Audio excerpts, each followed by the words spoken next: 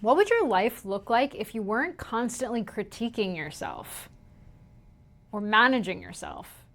If your decisions could come from clarity instead of fear? If you had energy for the things you actually care about? If you could be in relationships without all the protective strategies running? Most people think that's for the lucky few, the naturally enlightened or the ones who got a good childhood. But it's not. It's for anyone willing to do the work. And today we're talking about what's on the other side of that work. If you're new here, I'm Meg. I'm a spiritual teacher and therapist, and I founded Your Sacred Rebellion. I created this space for people who feel things deeply and who always felt like the mainstream path was not for them, who care about this world a lot and are trying to figure out how to show up for it without losing themselves in the process. I call these people edgewalkers, and if that's you, you're in the right place. What we do here is deprogram. We unlearn the beliefs that were never ours. We come home to ourselves and our inner knowing, because that's where the real work starts. We have covered a lot in this series so far. We've talked about collective and individual ego, how the empire colonized us from the inside. We named the 4 core wounds and the patterns your ego built to protect them. And we learned the rewiring process. That's the work, and it's ongoing. But today I want to zoom out. What are we working towards? What does it actually look like to live beyond the ego's grip? Not perfectly, all the time, but free enough to be fully alive and aligned. So let me tell you what shifts when you do this work. Not in theory, but in real life. First, you stop abandoning yourself. That belonging wound, it learns to feel its own needs without guilt. The worth wound learns to rest without earning it.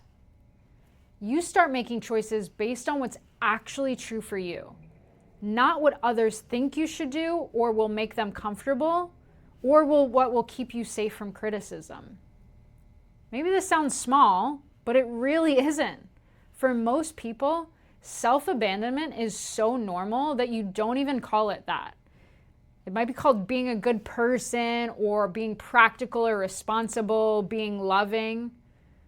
But you can't give from empty, and you can't be fully present with others if you've left yourself behind. This is the foundation. You stay with yourself, even when it's uncomfortable, even when the old patterns are screaming at you to abandon ship. Second thing that changes is you get your energy back. So much of your life force has been going to managing your patterns, performing, caretaking, hiding, controlling. It's exhausting, running all that software in the background all the time. When you're not doing that constantly, when the patterns quiet down and the soul self gets a little bit louder, you get your vitality back. Things that felt impossible start feeling possible because you have capacity again. Clients tell me this all the time. I didn't realize how tired I was until I stopped doing that thing. You're not lazy. You are not broken. You've just been running 100 background programs and wondering why you're depleted. When you're doing this work, you start closing those tabs. Third thing that changes is you become responsive instead of reactive. Things that used to send you spinning start to become workable. Not because you've transcended having emotions, but because there's space now. Space between trigger and response.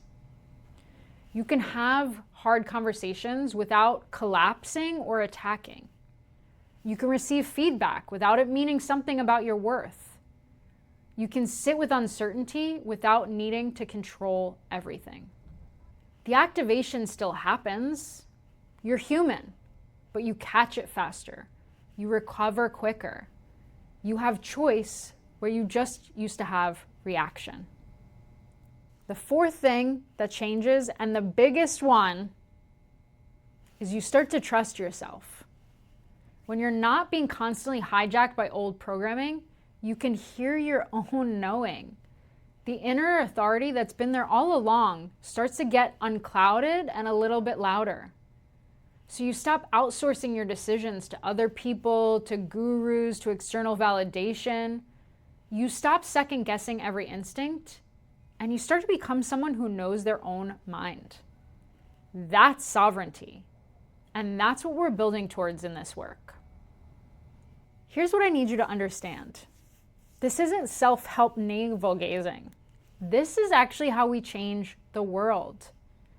The systems out there that we are horrified by, capitalism, colonialism, white supremacy, patriarchy, they run on our internal compliance, on our willingness to abandon ourselves, perform for approval, stay invisible, manage everyone else's comfort at our own expense. Every time you choose yourself, you're breaking a pattern that's been running for generations. Every time you trust your own knowing over external authority, you're modeling a different way. Every time you refuse to let empire run and control your body, you're withdrawing energy from the machine. The most radical thing you can do isn't to burn yourself out fighting. It's to become so free inside of yourself that you show up fully, without depletion, without resentment, without self-sabotage that keeps you stuck. That's what I mean by your sacred rebellion. It isn't just about you. It's about what you get to offer when you're no longer at war with yourself. Because the world doesn't need more exhausted activists. It needs people who have liberated themselves from the inside out and can hold space for others to do the same. And I don't mean literally holding space. I mean, you get to be a permission slip with the changes you make in yourself to other people, that they don't have to continue living the way we've always lived. And that is powerful work. Now, I'm not going to lie to you and say you do this work once and you're done. That's not how it works. I'm still deep on this pathway, doing the work right alongside of you. The patterns don't disappear. They get quieter, you catch them faster, they have less grip. Some days you'll feel sovereign and clear, maybe most days eventually. But some days you'll fall right back into the old wound and wonder if any of this is working. Both of those things are part of the process. The difference now is you know the way back. You're not lost anymore. You have tools, you have awareness, you have a relationship with yourself that can hold the hard days. Integration isn't a destination. It's a commitment to keep showing up for yourself, to keep choosing presence over protection, to keep doing the work even when it's unglamorous and slow. That's the path, not perfection, practice.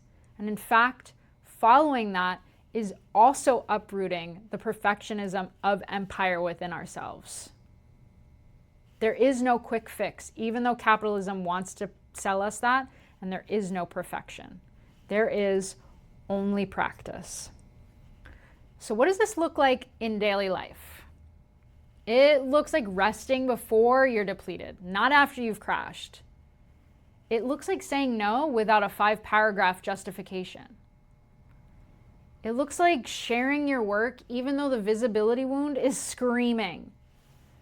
It looks like letting people help you, letting things be imperfect, letting yourself be seen. It looks like making decisions from your gut instead of what everybody else thinks you should do. It looks like having hard conversations with kindness instead of avoiding them for months. It looks like feeling your feelings all the way through instead of just dissociating from them. It looks like building a life that actually fits you, not the life your programming said you should want. That's what's on the other side. Not enlightenment, not perfection, just pure freedom, joy, happiness to be who you actually are. So here's your practice for this week. I want you to ask yourself one question. What's one thing I would do differently if I trusted myself? Not what you should do, not what makes sense. What would you do if you actually trusted your own knowing? Maybe it's a conversation you have, a boundary you'd set, a project you'd start, a relationship you'd leave, a rest you'd take. Write it down, sit with it. And if you're ready, take one small step toward it. Just one. That's the integration in action. So these last couple of videos have been the foundation of awakening to this moment. We've covered what the ego is, where it comes from, how it's been colonized by empire. We've named the wounds and their patterns. We've learned how to rewire. And now we've talked about what's possible on the other side. But this is just the beginning, because knowing this stuff in the abstract is different from living it in the places that actually challenge you. So in the next arc of this series, we're going applied. Overwhelm, purpose, relationships, vitality, the places where these patterns show up hardest and how to work with them there. Subscribe if you're ready to keep learning.